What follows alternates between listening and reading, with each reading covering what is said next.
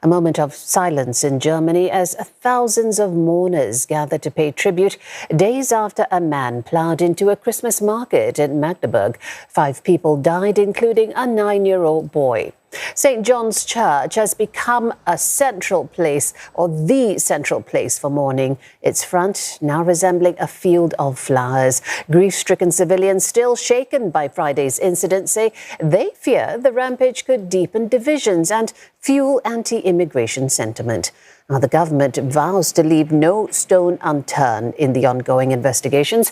Germany's interior minister and several intelligence officials are scheduled to testify before a parliamentary committee next week amid mounting criticism over potential security lapses. The Office for Migration and Refugees has also been called in a separate hearing.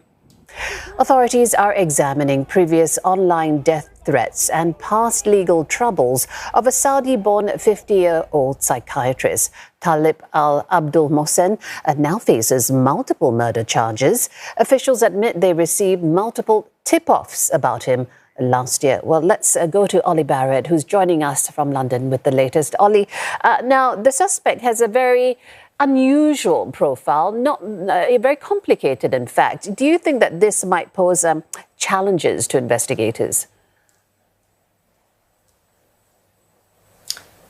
Certainly, investigators are having to work out exactly what happened here in a way that is different to what they've seen in Germany with recent terrorist attacks and incidents of that type. And German officials have been saying that the suspect in this case is very much untypical.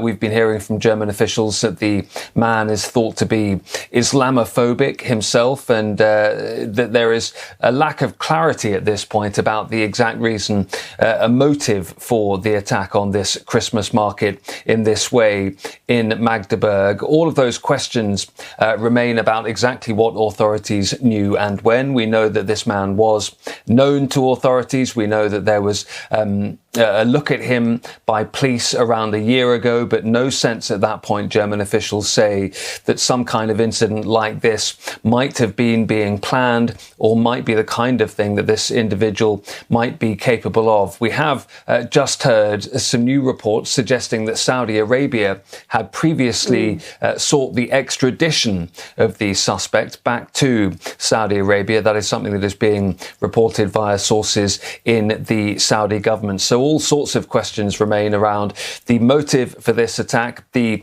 reason that this particular individual may have carried it out, and also some of his views and beliefs as well, many of which he has put online over the years, but many of which seem to be contradictory in nature at times, and create that confusing and difficult, and as you say, atypical picture for authorities looking into this incident. Olly, we've been told that Christmas markets, already have a certain level of security surrounding them. Are authorities planning to do more to ramp up security further around these markets? Well, that's one of the questions that has come out of this incident, this idea that the vehicle was driven in via a gap in the barriers around Christmas markets in Germany that have been seen at all of them since the attack on a Christmas market in Berlin in 2016, which caused so many fatalities. And many people in Magdeburg and elsewhere in Germany have been saying that that is a potential flaw in the security plan if you do have that gap, and if you have people able to find out where that gap is, and that perhaps it could have been secured in some way. Some Christmas markets have continued trading with extra security, extra policing in place. Others have simply decided to close down at this time. Christmas markets incredibly important to the German economy at this time of year, and also to German tourism as well. Here in the UK, by the way, we've just heard from the Prime Minister's spokesperson at Downing Street. He was asked whether the UK authorities are putting in place any extra warnings or security measures around Christmas markets here. We were told that no, that isn't the case, no specific warnings, but it was described by the Prime Minister's spokesperson as an unimaginable tragedy, and he said the UK stands with the people of Germany. Well, thanks for that, Olly. Olly Barratt reporting to us from London.